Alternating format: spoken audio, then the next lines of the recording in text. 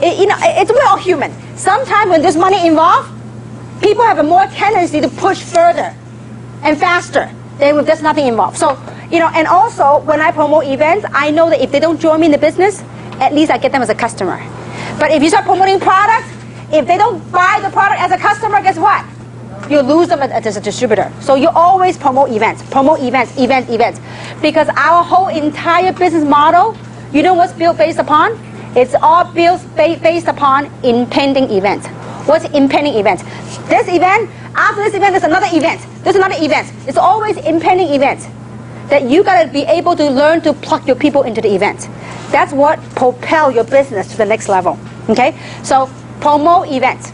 Now, we all heard the saying called the 5 M's, right? What's 5 M's? More meetings means more money. Okay? So 5 M's. More meetings means more money. If you make a lot of money, try to plug in a lot of meetings and bring prospect with you. Just don't make it complicated. Just invite people. Say, come check something out. I'm excited. I want you to be a part of something. Have them come check it out. Okay? So 5 M's. All right, now. So the next thing I want to share with you, some of the meeting conduct that you need to have. Because a meeting is the environment where we showcase a business, right? So having said that, it's important we know how to conduct in a meeting. Okay? Now the meeting is the face of the business. So how do we conduct ourselves in the business, in the meeting? The meeting conduct.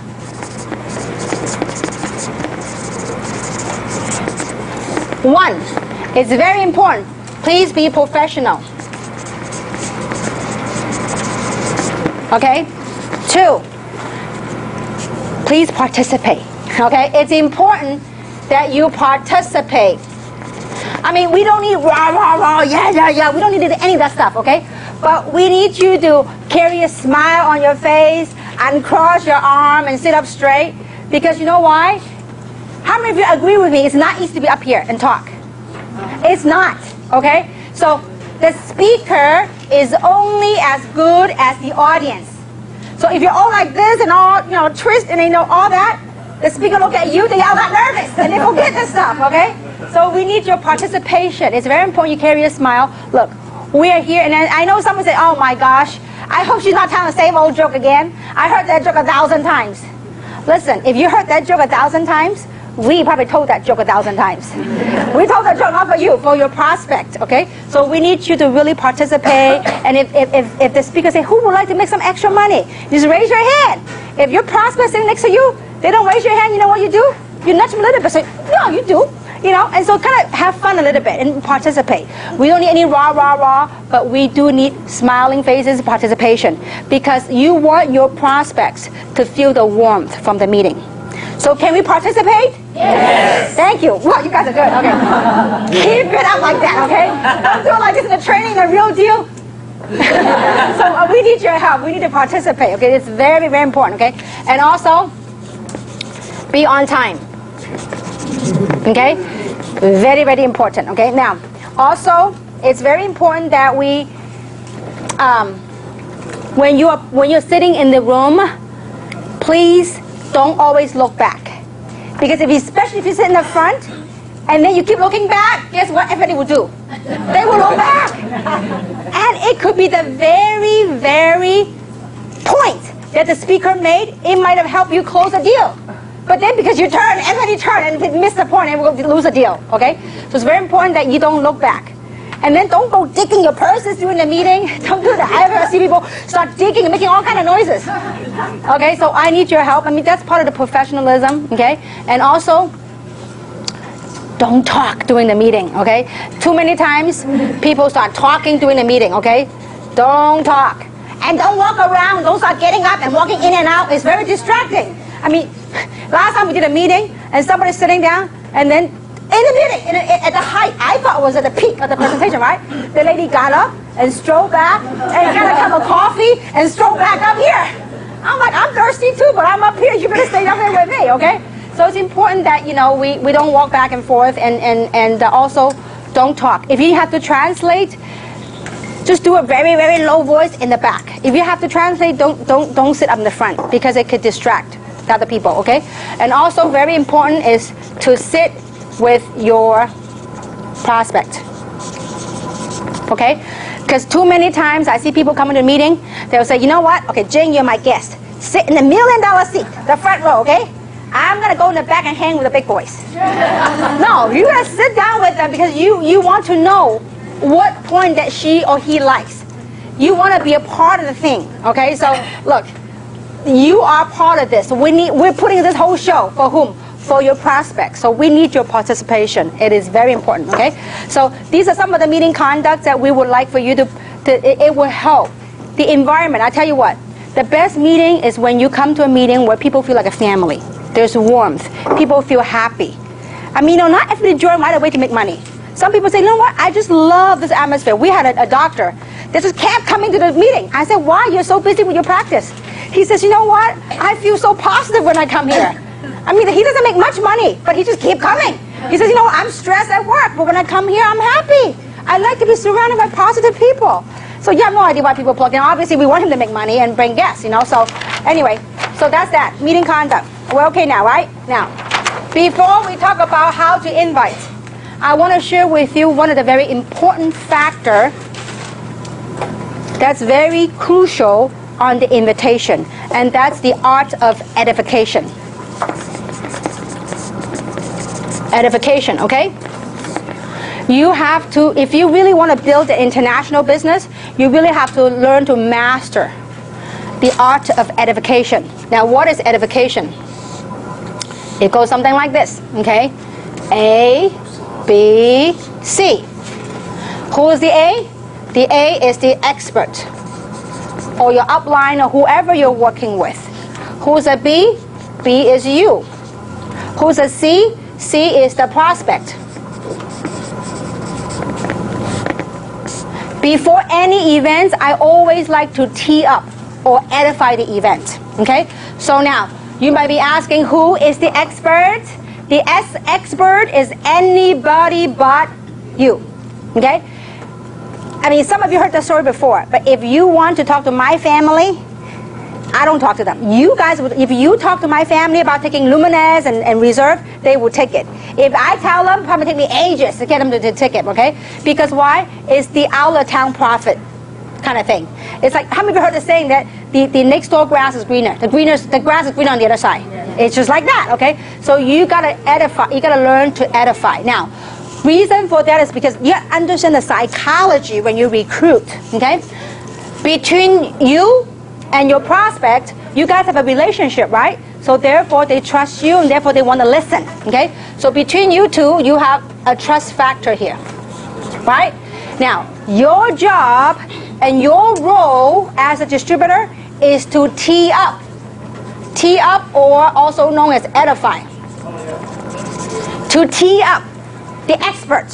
Why?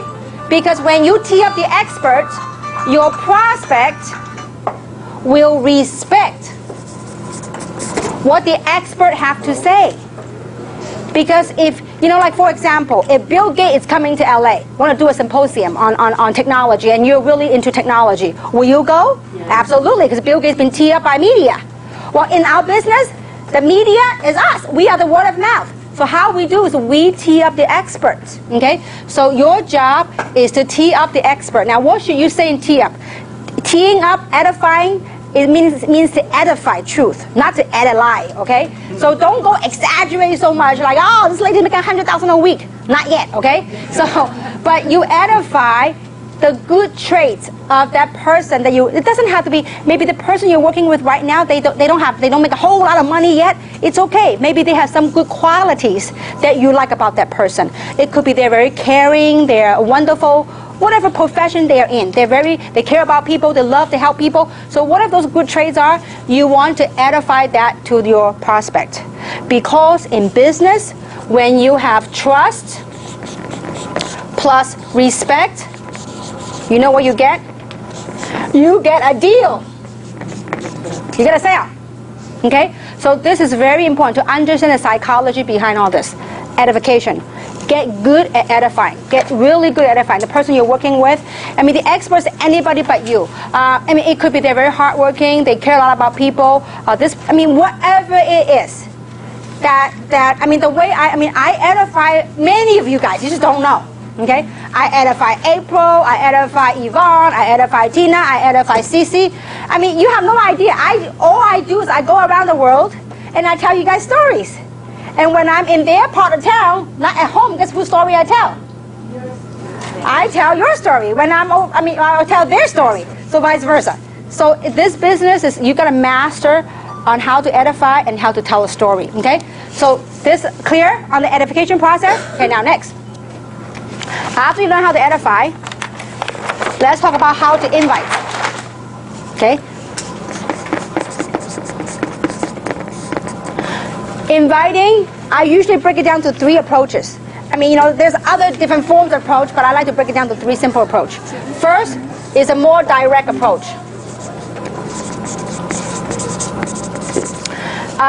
One of the ways, the approach would be, if it's a direct approach, I will call my friends. Remember on that list? Now, your job, remember, the art of recruiting, and there's some golden rules. Inviting is part of recruiting, okay? When you invite and when you recruit, it's important that you do not be a super salesman. Don't go and convince and beg your people. No. Your job to invite people is you have to learn to be a helping friend. You have to become a helping friend rather than a super salesperson selling the product, selling the opportunity. No need, okay? You have to be a helping friend. How do you become a helping friend? You have to identify what their needs and wants are.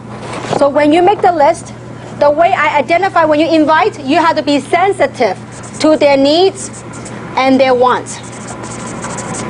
Okay? Because when you invite, if you know what their needs are and you can provide a solution for that need, you got a sale. Okay? So when you make that list, when you call your list, how you do that? First is you try to identify what the need.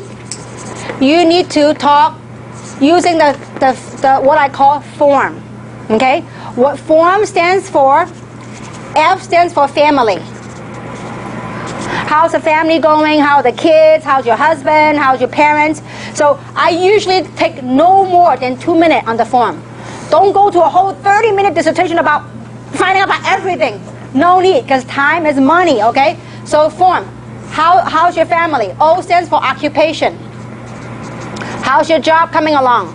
How's your business? Okay? People like to know you care, okay? So ask them how the occupation is, how the business is, and recreation. What do they do for fun? Have they gone to vacation or whatnot? The reason why you want to ask these kind of questions is you want to find out what the hot buttons are. If you tell them that, hey, have you taken a vacation lately to Hawaii? They go, you kidding me? With the economy like this, I can't even make ends meet. Well, you found the hot button, okay? So that's how you have a recreation. M stands for money. Okay, so through this form, you identify what the wants and needs are, then you're going to go with a direct approach. So let's say I spend about a minute or 2 trying to find out, what the hot buttons are. And let's say, for example, if I ask how the kids are, I say, oh yeah, kids are great, but you know what? They need braces. And I say, oh, where are you going to go get it done or whatever? They go, oh, you kidding me? Money's tight right now. I can't get it done. Now you got a hot button right there. So I would say, listen, Lisa, if I can show you a way where I can help you get those braces, might you be open? If I can show you a way to make the money to get the braces for your kid, might you be open? Or maybe say, some people say, hey, my kid's about to go to college. I need money. So listen, if I can show you a way, I don't talk about Jeunesse, adult stem cell, none of that stuff. I said, the direct approach is if I can show you a way to what? To fulfill their needs. If I can show you a way to ... Might you be open? I didn't say, will you join me? I said, might you be open to learning more? It's very non-threatening. Might you be open to learning more? Now, Usually most people make the mistake when they recruit, you know what they do? They become a super salesman, they do what we call the verbal diarrhea. So start talking about, oh, what those stem cells, we have 248 factor, then we have resveratrol, all of the media, blah, blah, blah. And then guess what? You lose your prospect. Because in their head they go, I can't repeat what you just told me. I mean, this is a hard sell, too much for me. But if you care, I always like to do from the business opportunity approach. Because from that, you get people to engage in action and they stay with the business longer. If you get them in a product, they be used. So let me test the product, let me try it. Then a month go by, oh, I forgot to try it. You know, so it's important that you engage them in something that's near and dear to their heart. Okay, so find out what their needs and wants are and go directly on the approach. If I can show you a way, it's very simple. You find out what their needs are and say, oh, that's all great, and listen. Or you can say, listen, I came across something amazing. And if I can show you a way how, whatever them, how you can, might you be open? And if they say, sure, your job is to plug them to the meeting. Don't go, oh, okay, I'm going to show you, okay? Then you start doing a flip chart thing. Don't do it. Remember, recruiting is a process, not an event, okay? It's just like cooking, you know? Like you go from the first baseball, baseball, first base, second base, you know, and then, you know, later on you hit a home run, okay? You don't hit a home run every time. Okay, remember, I think this example might help you remember better. When you recruit, most people when they recruit, they are so anxious to attack their prospect, to tell them everything, because you want it so bad to recruit them. Just kind of chill out. This example might help you. You think of recruiting like dating. When you first go on dating, you hold hands, right?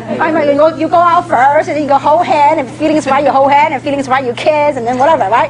You don't go boom, that right away. So you gotta do a process. You have to remember it's a process. And when you ask a question, you have to pause. You let them, you hear them what they want. Would you be open? You know, we got this adult stem cell that I could use it. And then he's like, on and on and on. You can give them a chance to respond to you. Okay, so give people a chance to respond to you, because you have no idea. People, usually what I learned in sales 101, is when you ask a closing question, the first person speaks, loses. So when you ask a closing question, don't speak. It's sometimes uncomfortable. I mean, there have been a point in my life when I asked a closing question. I mean, there was 5 minutes in silence. I mean, they're thinking, but you know, you're anxious. You know, you can't wait. And I learned to bite my lips and just wait. You have to do that. Let them. If it's too long, you're uncomfortable. Just I'll be right back. I'm going to hit the restroom. I'll be right back. Let them think. You know. So okay. Direct approach or another direct approach. I mean, I personally don't like script because it's got to come from your heart. Because if it's a script, people go, oh, that's a salesperson. They're trying to sell me something, okay? Now, a more direct approach would be something like, you know what? How are you? You know, long time no see, and how's the family, blah, blah, blah. And after 2 minutes, maximum 2 minutes, I'll say, listen, the reason for this call is business. I just came across an amazing opportunity that I believe it might be for you, it might not be for you. But I just wanted to know if you're open to making some side income or whatever. If they know that they only want some side income, you talk about fortune, they might not relate to you. But if you know that they want a fortune, so you got to know what your prospect's hot button to pitch them what the deal is. So listen, I'm more a direct person. I said, listen, I just came across some amazing stuff. I heard some amazing story. I'd like for you to be in on the next fortune with me. When is a good time for us to get together so I can show you? So the objective of the phone is to make the appointments initially. The phone is not to explain everything, okay? Once they get in, then you can use the phone to train. But initially the phone is to make phone call. To make what? Appointments, okay? To get them, invite them to come to a meeting. So after you ask a question and they say, sure, what is it? So listen, you know, I'm very busy right now. I can't explain everything to you. But when is a good time this week for us to get together? Because timing is very important. I'll be very busy next week, but this week, when is a good time we can get together? And let them say, well, Tuesday or Thursday. Let's say, for example, you live in LA, okay? And by the way, we have a meeting scheduled right here. And you know that on Tuesday and Thursdays, we have a presentation. I'll say, listen, you know what, when can we get together this week? Would Tuesday be better or Thursday be better? Don't say that we have it every week. No. Which day is better, Tuesday or Thursday? Okay, if they say, well, Tuesday, wonderful. What I'm going to do is I'm going to pick you up maybe at 6:30, and I'm going to take you to look at a quick overview to see if this is for you. I promise you, you will love what you see. and keep it as brief and as short as possible. Okay, so that's on the direct approach. Okay, now the second approach is what I call the takeaway approach. Okay, sometimes I like to play with people like that. Takeaway approach. Okay, the takeaway approach is very non-threatening. You are not asking them directly about the opportunity. You say, for example, I say, you know what, Yvonne, I know that you're a very successful business lady, and I know you're doing very well. I mean, you know, you don't know if they're doing well. Let's just say that you're doing very well. Sometimes I like to do that, because you know what? A lot of times, on the outside of a business person, you don't know how well they're doing. They might look good on the, you know, you think a business owner might look good, but they may go through a lot of financial challenges. You don't know. So you just say, listen, I know you're doing very well, but I just engage in something, a global business, an international business. Who might you know that may be interested in making some extra money with me?